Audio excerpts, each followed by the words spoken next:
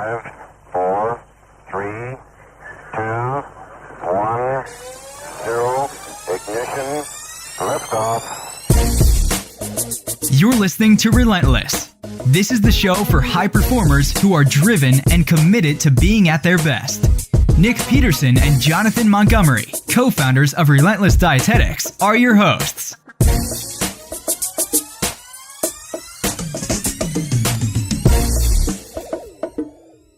Welcome to the Relentless Podcast. I'm Nick Peterson, hanging out today with Jonathan Montgomery. What is up? And the Dr. Trevor Cashy. Hello. And as per usual, we're here to discuss getting a little bit better every day. And today I want to introduce just a concept that I think I read about in a book that was written way before I was born by Garrett Hardin on system reliability and the predictability of an entire system. And in this case, just to clarify, we're going to say technology a few times. This is straight out of the dictionary. Technology referring to methods and systems as well as devices, which are a result of scientific knowledge being used for practical purposes. So really, we're looking at methods, systems, programs that are designed to achieve a specific result.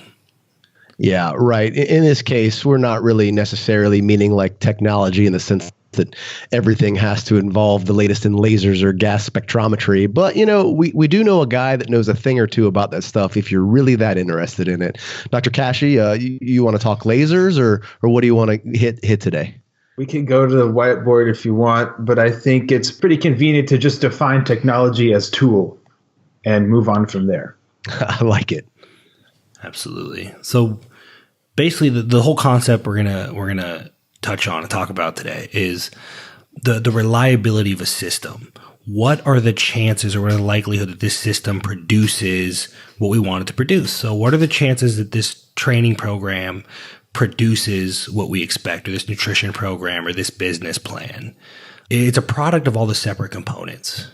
A 99.9999% reliable button, so to speak. I talk a lot about buttons, especially on Facebook.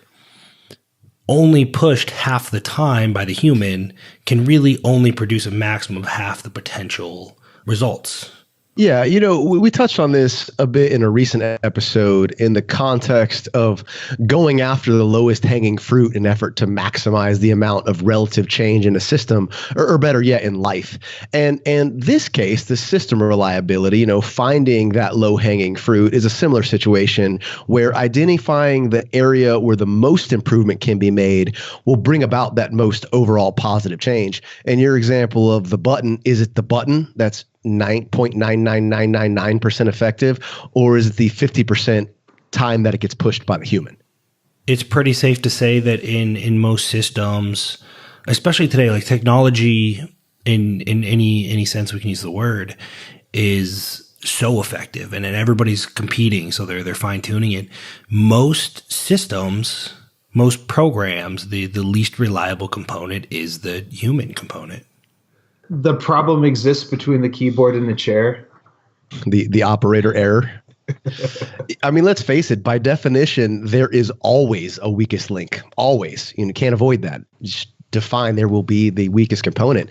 And, you know, any complex system is only as strong, efficient, or functional as that weakest link. So as you pointed out, a lot of time, you know, Nick and Trevor just touched on it, the weakest link is in the last place many people want to look, and that being themselves. You know, everybody's real quick to point out the problem with the keyboard or the computer, but very hesitant to point, you know, at the guy in the chair. It's so easy to blame everything else. But again, if you push the button 70% of the time that you're supposed to, the best possible outcome is 70%. And that's a perfect button, and nothing's really perfect. But you really don't have a right. I think we really delve into this with RD, and this is something that both of you have developed tremendous language around, is, you know, this technology, this tool, this program, it might suck. But you don't really have a right to determine that until you don't suck. Yeah. You know, we've seen this happen time and time again with people program hopping or always swapping coaches and mentors, changing their business models, or even changing their businesses altogether, basically constantly switching from that one thing to the next, looking for the answer or the perfect solution to fix their systems and solve their problems. But the reality is 9 times out of 10, it's not changing the system that's the solution. The actual answer is staring you right in the face in the mirror every morning. And the problem with all of these endeavors, activities, and programs is not that they suck, it's that you suck. It's that your execution or your lack of it is far more often what's to blame than anything else. Yeah, and I go back to, I'm not sure if it was in our private group or potentially our inner circle. I think it was in our private group where what happened, snow or rain or something, and Trevor got stuck at home and said, hey, ask me anything you want. And somebody got on and said 15 million different questions about training, right? Like, what about this kind of workout? What about this kind of workout? What about this kind of workout? And Trevor, I think you said something like, none of you train hard enough to make progress anyway. Like, it doesn't matter which program you use. But it's true. And that's the big, like, the people that show up and work a shitty system still make progress. You just may not be milking it for what it's worth, but you still might get progress out of it. Is that kind of what you mean? Yeah. I just mean that people don't actually put effort into something and they think that changing the tool, right, changing the program is somehow magically going to work. I prefer a perfect program, but if I'm not doing it, I can't really judge the effectiveness of the program. Training is such a great example for this because, the perfect program with crappy execution is going to yield far less results than a program you can perfectly execute. And I think people try to avoid that all the time when they try to hop to the next biggest program is they don't realize that it's their execution. 100% effective program sounds like a great idea. But if you're only able to apply 70% effort to that execution and you're wondering why you're not getting results, you may want to kind of look internally for that weakest link before you start blaming the program. In this case, it might make a lot more sense and have a lot more overall impact for you to scale that program down to a more manageable routine that on paper, it may look to you and your expert eye to only be about an 80, but it's one that you can hit with 90 or 100% effectiveness. Do that, and it's going to be a lot easier to make progress when your effort and involvement is not that limiting factor. It's also going to be a lot easier for you to identify tweaks you can make to that program when you're actually executing it to the best of your ability. I think it's fair to say that we like to use the language of frame shifting, where it's kind of like another I guess term for changing your perspective, where really it's fair to say that the perfect program is kind of like in the context where we speak about food, where you want to eat what's enough for you. You also want to train in a way that's enough, right? Not too much, not too little. And in that vein, really the perfect program, like Jonathan says, is the one that you can follow exactly. And that being said, the perfect program will be a moving goalpost. So after you hit certain milestones, you're in a position to reassess, determine what you can and cannot change, and then keep progressing that way. Does that make sense?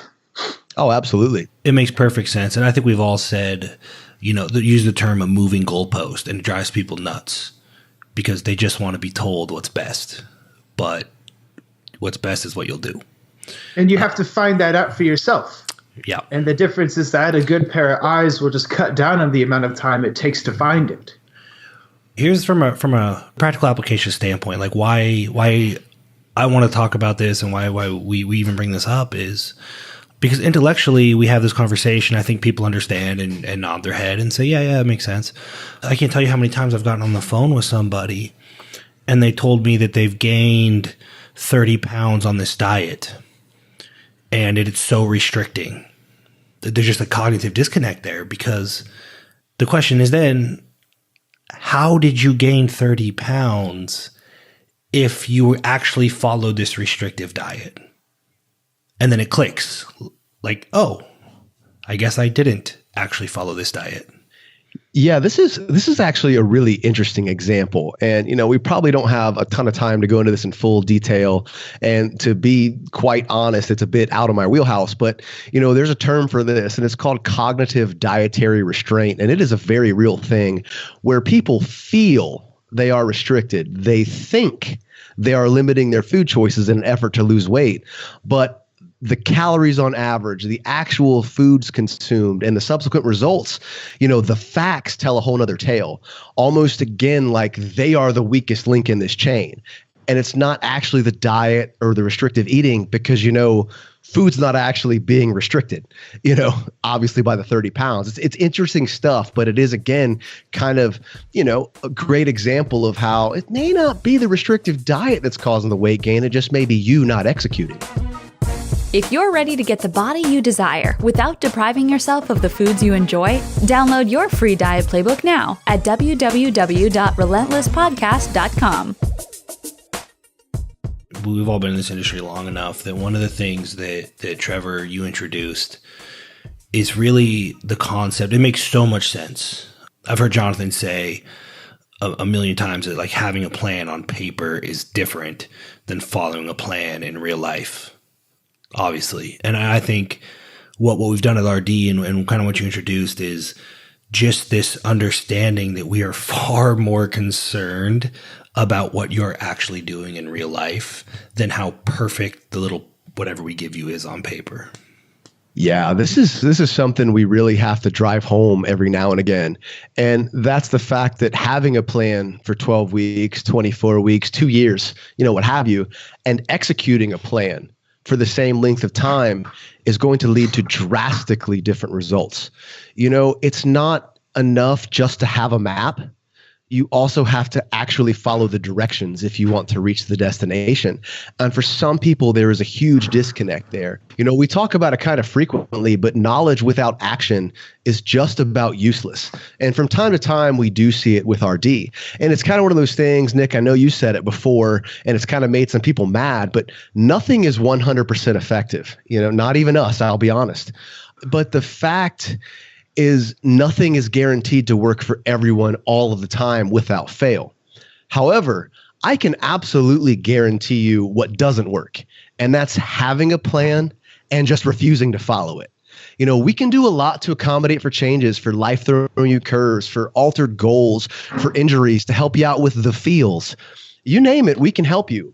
But if and only if you're following the guidelines to the best of your ability and you continually provide us with reliable information. The best guidance we could possibly give you does nothing if it stays in your inbox and you just continue to do whatever it is you want, whatever it is that honestly got you to the state where you want the change, and you just completely ignore our recommendations. At that point, is the plan at fault, or is your ability to execute the plan the problem? It's difficult to be objective about stuff like that. And a few people kind of want to be a dick to point out on a personal level that a person is screwing up. I think it's pretty easy for us to sit in a round table and poke fun at other people that can't follow plans. And then, what's the word I'm looking for? Like, basically publicly shame people without names, and hopefully their behavior corrects itself. One of the interesting things, too, is that the person, if they do have issues executing the plan, it is also part of their responsibility to communicate they're having trouble so the plan can be changed. Because it is of no use to anybody to have a perfect plan that as we've stated, that cannot be executed. And at such time, the skills required to execute the plan have to be regressed to the competency of the person. And this goes back to the concept of flow and all that other stuff, where you really just need to have the appropriate amount of challenge to motivate you just enough to make a certain amount of progress, and then try and get that positive feedback loop going. It's definitely not a jump for the stars and land on the moon sort of concept. Real life doesn't operate that way. You need to be operating in such conditions where the challenges you have are appropriate for your skill set. And if you are not truthful with yourself or with others, or your support has over or underestimated your abilities, then a lot of this can really fall on deaf ears, because the perfect plan may be generated for the perfect person that is, I guess, being communicated by either side. So it is really up to the person attempting to execute to say, you know what, this isn't feasible for me, versus I am doing it and it's not working, or this is impossible, there's something wrong, right? Does that make sense? Absolutely. And I think it's kind of one of the things that we've had to, over the years, change our approach, is because we've had to realize that people don't live in a vacuum, and that rather than craft a perfect plan that may look great on paper, we want to meet you where you're at and end up crafting that tailored plan for you as, guess what, the goalpost moves.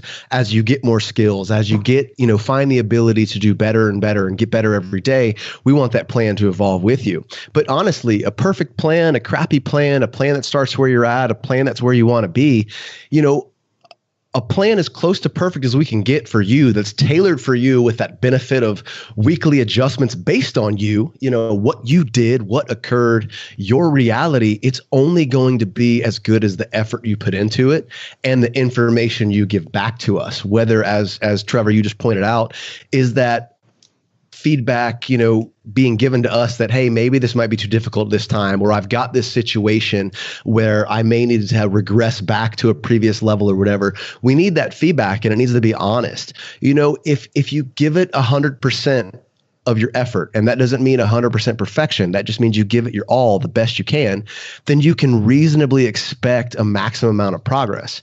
But if you start giving it less, you subsequently have to start to expect less. Again, you're becoming that weakest link. It's not the plan, it's the execution of the plan. Keep decreasing your effort, keep decreasing your compliance, and eventually you will get to the point where the plan isn't the problem. Not following the plan is the problem. Spending the time it takes to fix you, to fix your effort, to strengthen that weakest link, even if it means regressing back to a previous level, a little bit less restriction, man, that's going to do a whole lot more for your continued success than just looking for another plan to ignore. And that's where that feedback and that two-way road and that support system really has to be in place. Yeah. And that's the game, right? In simpler terms, I suppose it's not the black or the white. It's playing in that gray where we give up a little bit of what might be perfect in a vacuum, because Trevor's on this podcast. He probably actually knows what's perfect in a vacuum, but give up a little bit of that to increase compliance by 4, 5, 6, 7%, even, will lead to a greater outcome and more reliability. And that's the game, right? That you guys are playing, that nobody else is playing, is where do we get the maximum outcome? Like what components need to be changed instead of just swapping out the tool over and over? Right. And this is where that concept of regressing to competency comes from. I know Nick has spoken about that before in regard to business and learning skills and things of that nature. And really, competence has nothing to do with how smart you are. And I think that's kind of the connotation that's given when it's used colloquially. But really, competence is just, can you do something successfully or efficiently? That's it. So if you are given directions and they cannot be completed, then you're not competent. Right? That doesn't mean you're stupid. It just means it's not right. So we know what the perfect plan is in the vacuum. I'm comfortable with saying that, like you said, I probably have a good idea. And then we figure out what you are capable of. And then we start moving backward until we have that intersection. And then that is what the perfect plan is. And then eventually what you're capable of ends up expanding over time. So your plan moves accordingly. The greatest leverage is you figure out the plan, which I don't think anybody can do it like RD does. Between the two of you, nobody can find that gray area because we operate off numbers. Like, numbers are pretty straightforward. It's the human.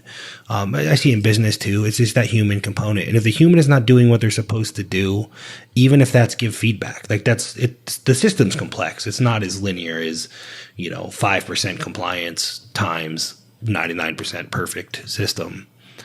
But if the human is not doing what they're supposed to do, if they're not giving the appropriate feedback, if they're not asking the right questions, if they're not the compliance thing, right? And I think that's the biggest takeaway here is until you are doing that, and Jonathan nailed it 100% with effort. I think that's a good word. If you're not 100% doing that, then how can you really gauge whether a program is effective or not? That's my spiel to people is usually until you're perfect, and not perfect compliance, not being a robot, But until you really have your shit together, and once it's dialed in, you can't really judge the effectiveness of a program. And changing programs is probably not going to yield much different results. Yeah, I think it's easy to say that if you're judging the effectiveness of a program based off of how convenient it is, you're probably setting yourself up for some heartache. I'd probably just leave it at that. Absolutely. Convenience is not a factor. If you're always looking for the easiest thing to do, eventually you're going to have to raise those standards. Well, then you have to say, I'm looking for the easiest way and understand that the results are going to be different. Correct. Managing expectations. Absolutely. Honestly, I think that's all we got, and to be honest, we have a pretty solid system here where each and every episode we try and come up with a witty outro. However, it relies on a very human component, namely us to kind of push the buttons, so to speak, and make that magic happen. And this week it kind of looks like we all forgot to push it. So no surprise here. We are the weakest link. Thanks for listening.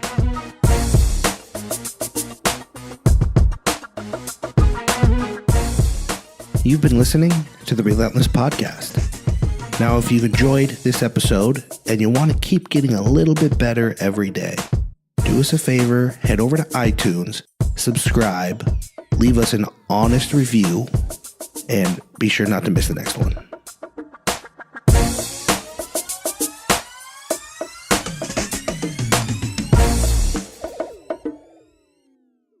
This is thepodcastfactory.com.